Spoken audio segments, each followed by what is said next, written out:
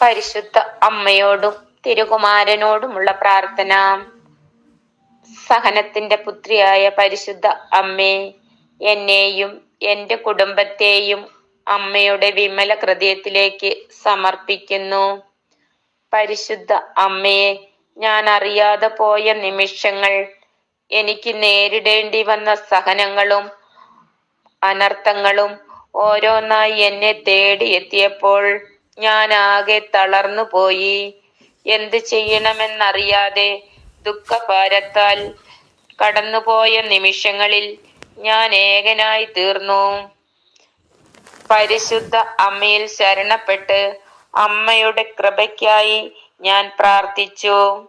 എന്നെ പൂർണ്ണമായും അമ്മയുടെ വിമല ഹൃദയത്തിലേക്ക് സമർപ്പിച്ചു.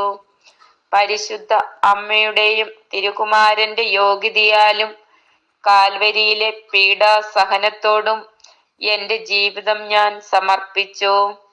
എന്റെ നിലവിളിയുടെ സ്വരം അമ്മയുടെ കാതുകളിലെത്തി.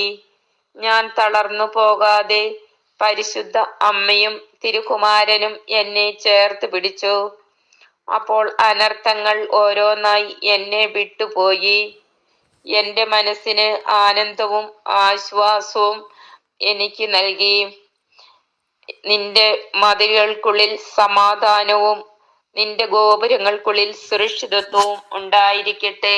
ആമീൻ.